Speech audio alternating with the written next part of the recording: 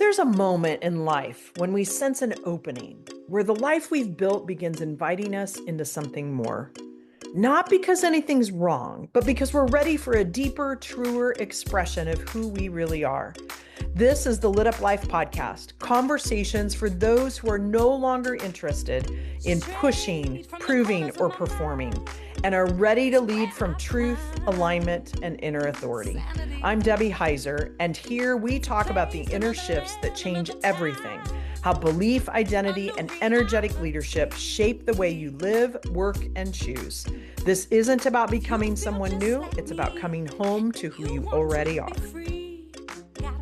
Hey there, welcome back to another episode of the Lit Up Life with Debbie Heiser. I am here today. My guest is Pat Hicks, and I'm really excited to talk to him. He's got a book, which you're going to find out more about, that has a unique slant. It's his memoir, and I know there are people out there that are going to be listening, and you're listening to this now, that it's going to really resonate with you, whether you're in his situation or not. So I'm really looking forward to this conversation. Pat, welcome, and I'm going to have you introduce yourself, because I always feel like people do a much better job of that. Plus, Pat and I just met like 5 minutes ago, because part of podcasting is you reach out and you find people that have a message that you want to share. So, Pat, I'm going to turn it over to you and let you introduce yourself, and then we'll get started in our conversation. Okay. All right. Thank you. This is actually, I do an exercise with people, and I'll get into it in just a second. It's kind of a speed dating Yeah. exercise, if you will.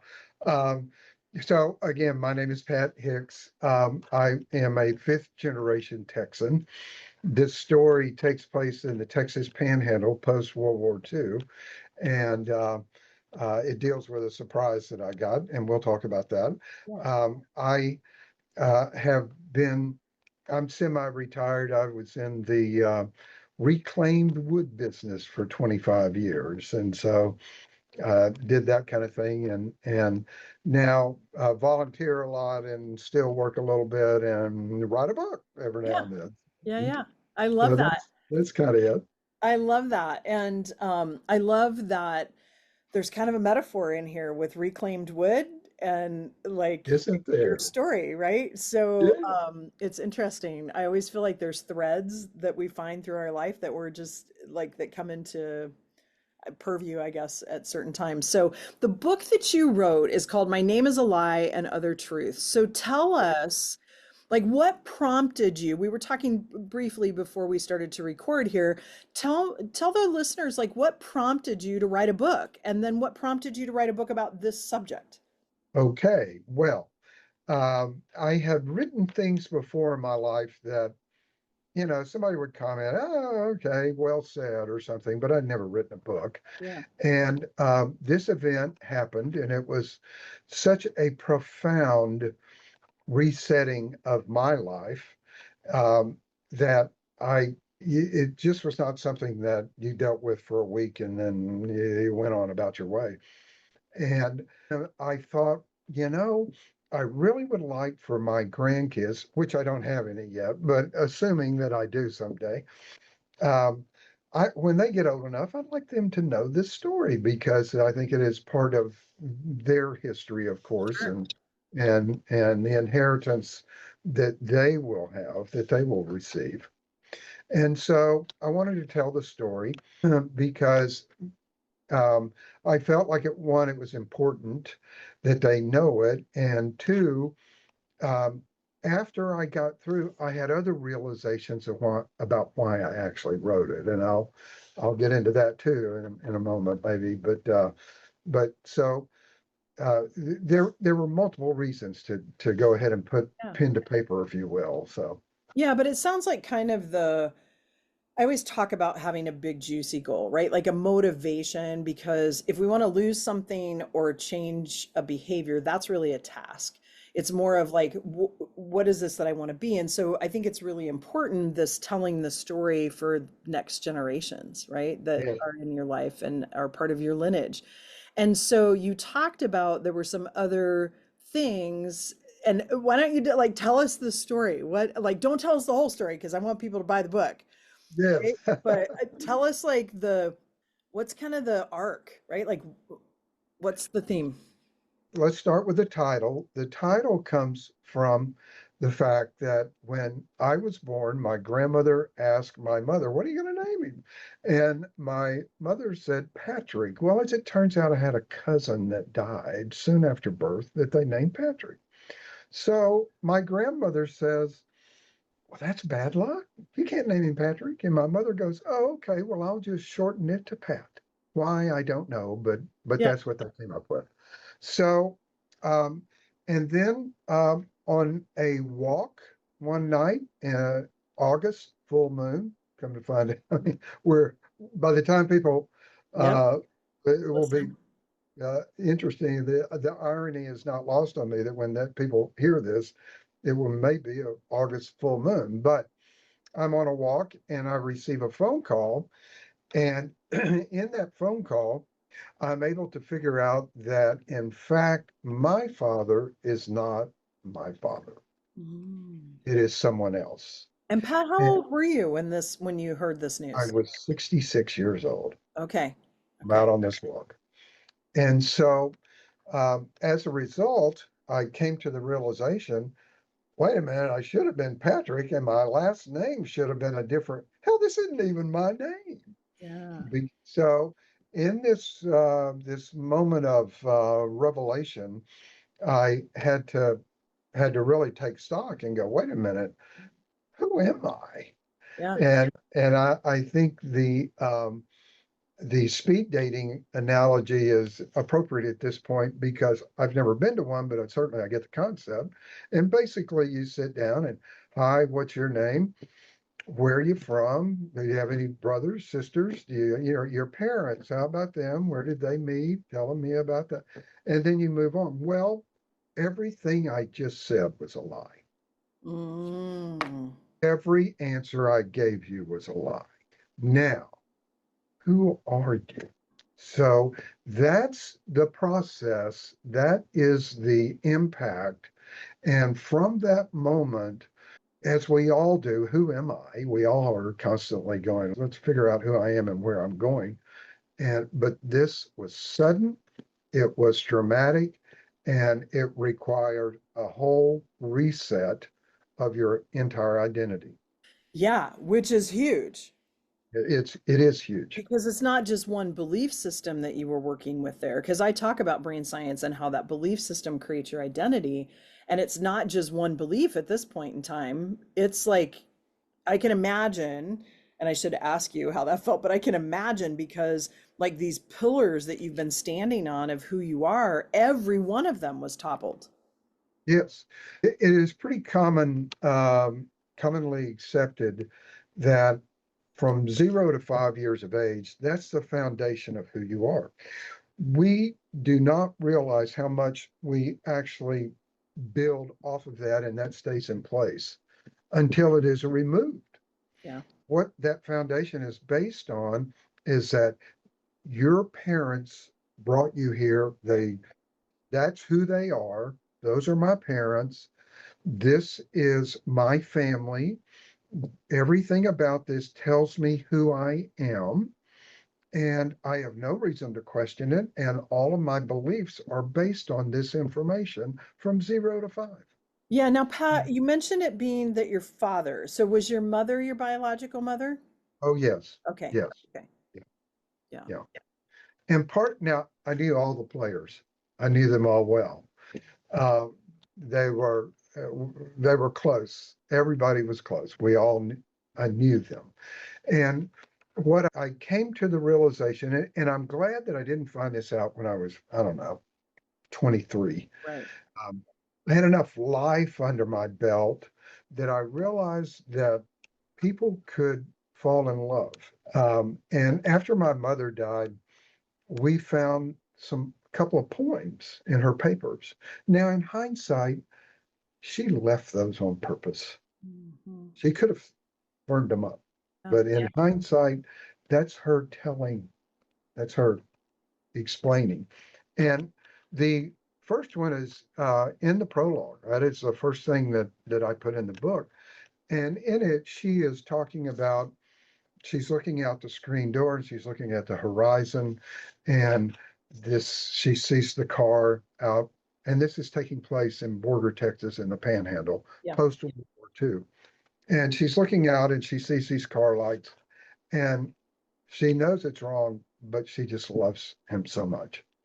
So part of what's going on is that I understand by reading that and her other poem, this wasn't a bottle of wine and a full moon. Right. This was a long, and one of them is dated a year and a half before I was conceived. Mm. So this was an ongoing, and both of them cared for each other very much. And what I realized is that everybody made these sacrifices that are just gut wrenching sacrifices that they had to do it to hold everything together, or two houses were going to implode. Yeah. And so they remained friends for 40 or 50 Wow. more. I would think that would be difficult. They didn't know. Only two of them knew. These two couples, only two of them knew. Now, I think that my dad, the guy that raised me, I think that he knew that he was not my father. And that was quite the sacrifice, too, because Absolutely. he decided, I'm not going to blow this thing up. Yeah. Wow. So he stuck with it. And the choices or lack of choices that women have. Yeah. And Very different culture back then. I was going to say that. Yeah. oh, to go back home as a divorcee with three kids or four kids or whatever it was, would have been, oh, you might as well walk down the street with a scarlet A, Right. and Well, and many times too, even after World War II, the choice of who you were going to marry sometimes was not always your own. absolutely. Yeah. Absolutely. Not only could you not have a woman not have a bank account without her husband's signature, if she got married and she brought property or whatever to the marriage, the husband is the one that had the right to sell it and to manage it. Yeah. She did not. Yeah. We've come a That's long way. that's not that long ago, man. No, it wasn't. So I know your grandchildren in this story, you want this out there, but like what hit you? Like you're walking, you find this out. What do you do next? I stand on the sidewalk and look up at the moon and go, what in the hell just Just happened? happened. And I walked in, I went, oh my God, my life just changed forever. Yeah, And so how did you dig and not dig out of it like it was a bad thing necessarily, but how did you progress forward with that? so I started calling members of my family. All of these people had passed away by that point. Uh, Okay. Okay. Mother, father, dad. And by the way, this couple was like an uncle and aunt to Oh, me and my siblings. They were okay. in our lives. And they were the only ones that knew that your mother, and I think you're calling your father your biological, right? Yes. Yeah. Um, they were the only ones that knew about it. So they were still living. So you contacted them? No. No. All four of the spouses had died. Okay. All four of the spouses had died. But I did, and I only had one brother living. There were four of us. I had a sister and two brothers, and there was one brother still living. Um, but I called one of my brother's widows. You aren't gonna believe this, but and she went, and we talked for a few minutes, and finally she goes, "Did you ever think that he wasn't your dad?" And Mm. I went, "Well, why in the hell would I have thought that?" Right. And she went, "Well, your brother didn't think he was your dad." And I went, "You're kidding me. My entire life, he didn't think that our dad was my dad." No, but he didn't have any proof. So he didn't want to say anything. We talked about it many times. And I was just, so he basically had a gut feeling he knew. So I hung up the phone. I called my brother, who's still living, who's infirm, but his mind was still. And I said, "Hey, by the way, sorry to call you about this, but I need to ask you." And his response was bullshit, not my mother Yeah. kind of thing, Yeah. which I understood. And finally, he just said, "Look, I got to go. I can't handle this." Hung up, which I also understood. And about that long later, I look down, the phone rings, and it's his wife. And I pick up the phone, and she says, "Well, we still love you, uh, but you want to hear something weird?" And I'm like, "Oh my God, how much weirder is this going to get? I don't think I can handle anything any more weird." And she goes, "Well, it must have been 35 years ago, but your brother, her husband, my brother, and her mother, so the three of them walk into our home. There's a party going on. These people have come in from out of town. My father and his wife have come in from out of town. Party going on. Everybody's happy to see them, and there's backslapping and food and drink, and everybody's having a good time. And so my the three of them walk in, and my brother leaves them to go shake hands and greet everybody and be a part of it. And those two are standing there. Those two being And your mother and your biological father. no, my sister-in-law and her Oh, okay. mother standing Sorry. there looking at this party with all Yep. these people, of which all of us are present at this point. And she turns to her daughter, my sister-in-law, and she goes, "That's his daddy. That's his son." And she went, "What? Mother, don't say that. No, what are you talking about?" And she goes, "Okay, I won't anymore, Ah, but I'm telling you, that's his son." And I remember strangely, because what happens is that when this happens, all these little things start popping into you hadn't sure. thought about them. Yeah, they're nothing. And then, oh, wait a minute, that's the significance of. And I remember walking up and her seeing the look on her mother's face because it was so, she was so, it was such an odd look. Yeah. And I remember it. I shouldn't have. It was a nothing moment. Right. And so yeah, she knew. She knew when she walked in the room and saw us together. And so I'm getting all this, oh my gosh, people people did know. I'm the one that didn't. Well, and So isn't it interesting, Pat? Because I find I teach foresight and strategy at Gonzaga University, and one of the things that we talk about is this deep knowing that you have. And yes, a lot of times we don't trust it because why would somebody question that, right? Or, and these things that societally we have accepted as normal, right?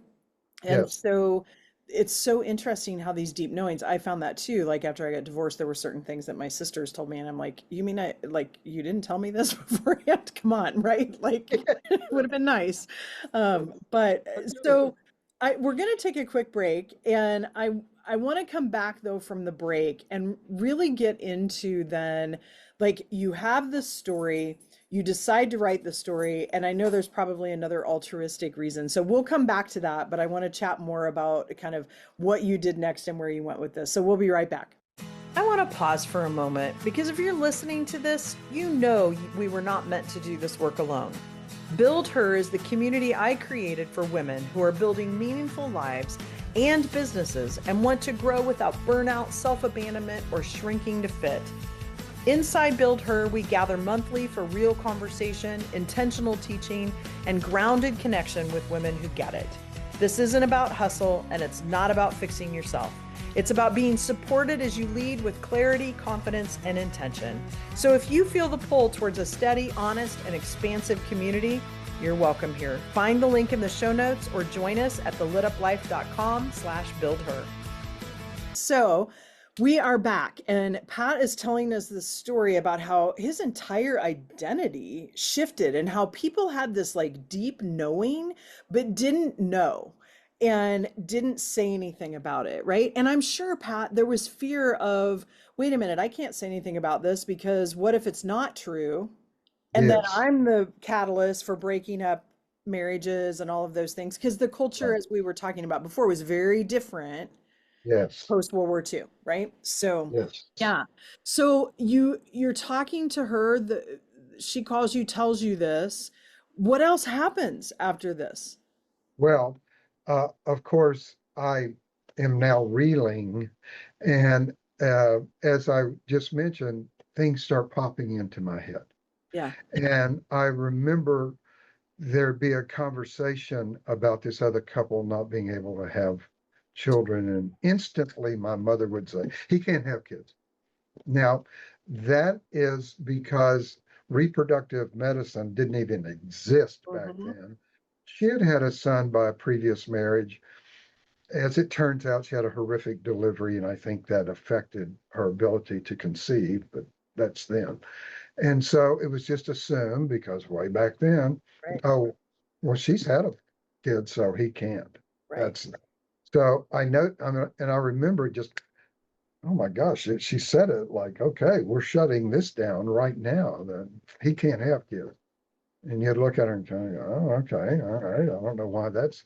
And just throughout my life, I had my three older siblings.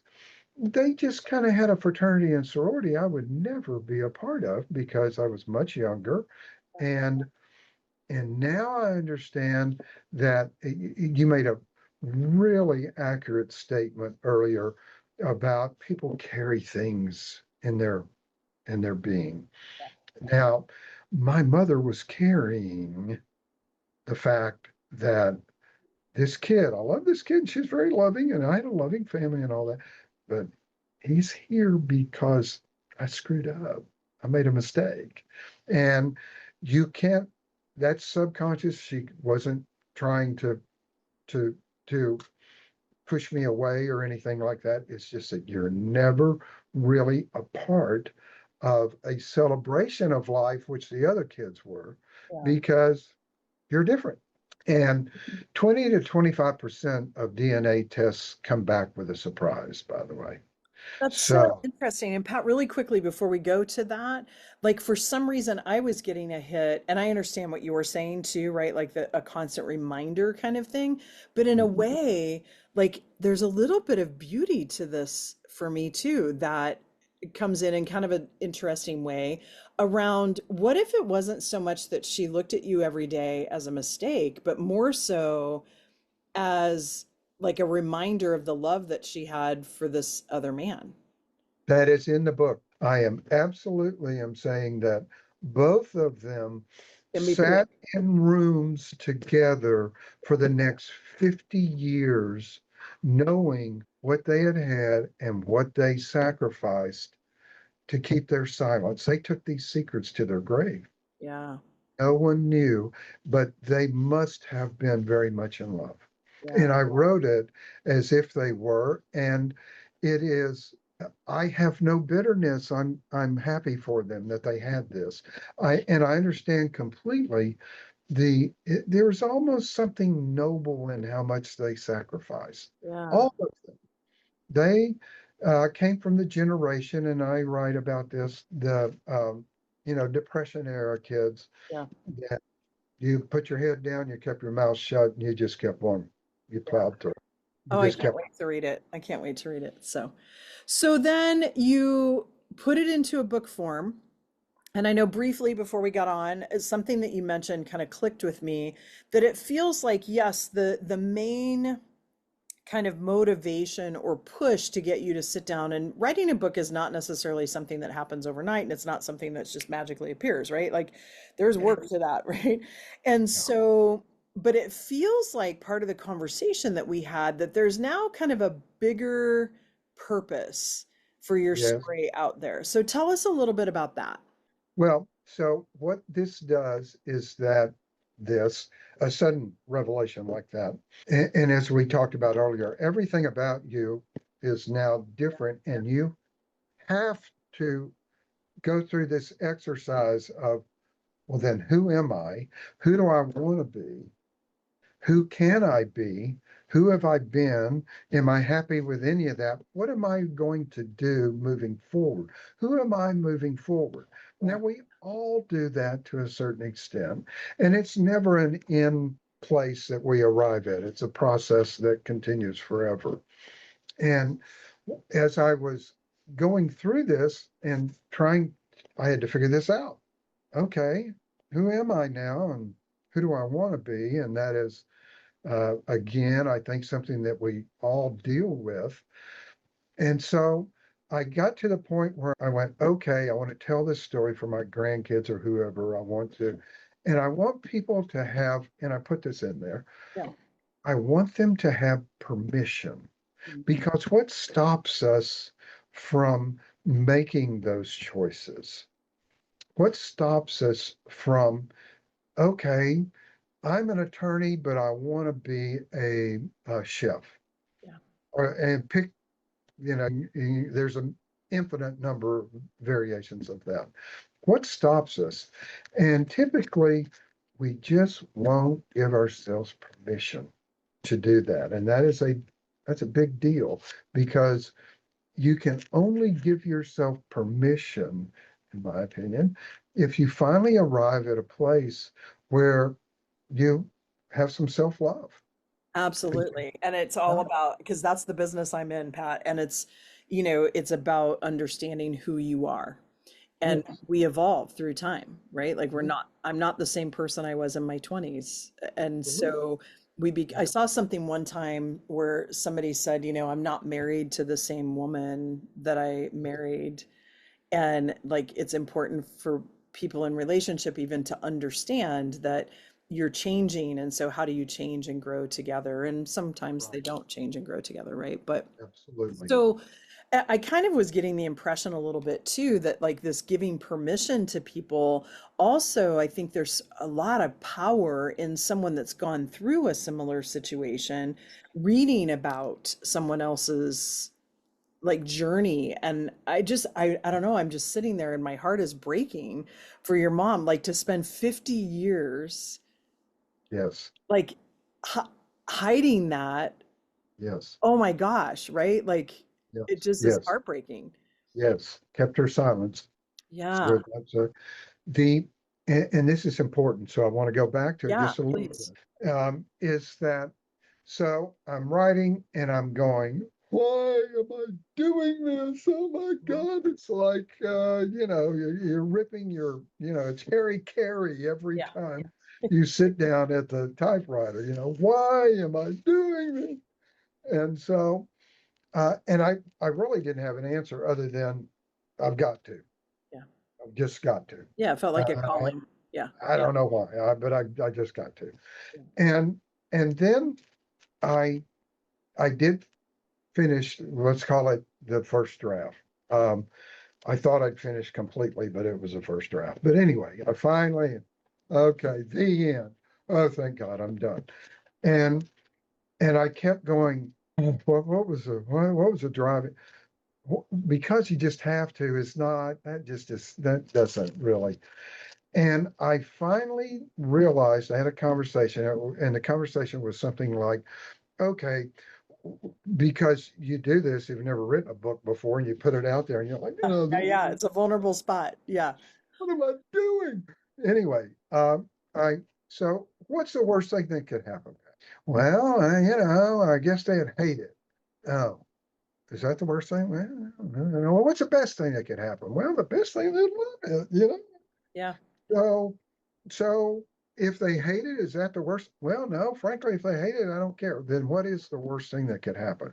Well, the worst thing that could happen, they just kind of dismiss it as Yeah. just a pat on top of the head. Good try, good job. It, what the realization from that came out of that was, and by that I mean that this thing that my mother carried, Yeah. I think the whole family carried it. And it is about the inherited secrets. And almost every family has a secret, I might Absolutely. Absolutely. add. A lot of Secret, inherited messages. Yes. yes.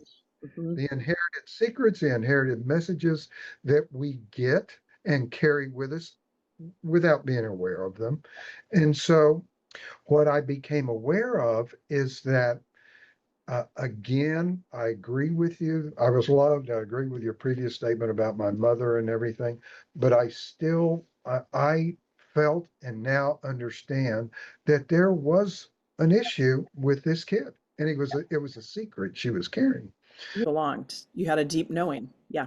Right. So subconsciously, they're kind of going, well, yeah, that's our youngest. They didn't mean it. Wasn't overt. They didn't mean to, but Right. Sure. so it's that's the exception over there. And so that is a form of erasure. Mhm. That is a form of not celebrating this kid. Yeah. And all of us in a perfect world, every time a new kid arrives, they're celebrated. Yeah. And I realized that I had to do it to stop the erasure. Yeah. And I think that is also, that's not unique to me and my situation. Right. That is somewhat universal for all of us because if you look at the Academy Awards every year, why does do a billion people watch the Academy Awards every a billion? Yeah. And they do it every year. And yes, there's the gowns and the glamour and the diamonds and the beautiful people, but what is the hook? The hook is that people walk up, they're recognized, they're validated, they are celebrated, they are appreciative. I promise you, on every person, at least subconsciously, imagines themselves being up on that stage receiving that kind of acceptance. That's everybody wants that. That's human nature to want to be validated and to be seen. Yeah. I Absolutely. finally went, that's why I wrote this. Yeah. That's why I wrote this. I Yeah. didn't realize it, but that's why I wrote it. And Pat, part of what I love too about this idea of giving permission is then I think other people that have gone through life, or the 25% that you talk about come back and have a surprise on their DNA test, that it allows them to have permission to say it's okay even to look at this through different lenses, because you've put different lenses on this, whether it be every day she saw me as a mistake, or every day she saw me as, a product of this love that this relationship had and I didn't fit in, and deep knowings of things, right? Like I think it just helps bring out the truth for other people, and Mhm. feeling, because we do want to belong, like they belong because someone else has gone through a similar situation. Yeah. Yeah, and And, that's really beautiful. well, thank you. I'm going to toot my own horn for just a Yeah, second. please do. Um, I've had people read this and cry. Yeah, I Uh, can't wait. I've had people read this and look at me and go, "How did you do this? This is an amazing story, and I am profoundly affected Yeah, by it." And it's a positive, I might add. It is. It ends on a positive note, I yeah, promise. It's yeah, affirming, it's life affirming, it's celebrating, it's also recognizing sacrifice and appreciating it and absolutely. appreciating who you are. And hopefully, there are people that are going to read it eventually and go, this gave me some permission I didn't even know I needed. Absolutely. Well, and Pat, as we kind of wrap up here, I want to remind people the name is My Name is a Lie and Other Truths by Pat Hicks. And he's going to share with us, it'll be in the show notes where you can find that on his Shopify. So actually, I won't even have you listed out because we'll just put it in the show notes where you can order the Okay. book from him. I think there's even an option to get a signed copy if I remember when I was looking through it. So Yes, yeah, you yeah, can do yeah, that there too. is. Yep. Um, and so I have two questions that I always end my podcast with. And Oh so, my other God. than your book, right? And Yes. I understand that because I haven't really announced this yet, but I'm in the process of writing a memoir as well that's going to be fiction. But other than your book, what is a book that you either are reading right now or has had a profound effect on you that you would recommend to the listeners? I don't know that this is a recommendation because I'm kind of a nerd. Yeah. I really love Revolutionary War history. Oh, yeah. So it's an autobiography of George Washington. Okay. Douglas Southall Freeman, who the hell's that guy? He wrote it in the 30s, I think. Yeah.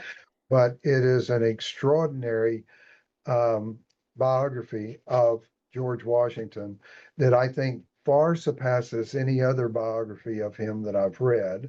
Great. And I've read more than one of George Washington and other Revolutionary War history kind of stuff. Okay. And I Perfect. know that people are going to be going, why? No, I think that's good because to me too, like autobiographies and biographies are about people's identity, right? Yes, And Yes. so it gives you some insight into this first president that we had. So no, I think that's fantastic. And then I know that you were not looking forward to this question when I asked you earlier to think about it, but if you would say you have a favorite song, what would be your favorite song? Uh, I guess I am going to have to say Layla in the original version, Yeah. and that's Dwayne Allman with Eric Clapton on it. I just always loved that song, man. I Even love though it's that. I was just listening to some Eric Clapton last night, so that's fantastic. Yeah. yeah, So, yeah. Pat, thank you so much for spending this time with us. And for those of you Thank you. listening, I hope you go out and buy the book. I can't wait to read it myself. And with that, that is the end of this episode. We'll see you in a couple of weeks. Thanks so much. Thank you so much for having me. Thank you for being here and for choosing to spend your time in this conversation. If this work resonates with you, subscribe to the podcast and stay with us as we continue to explore what it means to lead, grow, and live with intention. Let's build your version of the lit up life. I'll see you in the next episode.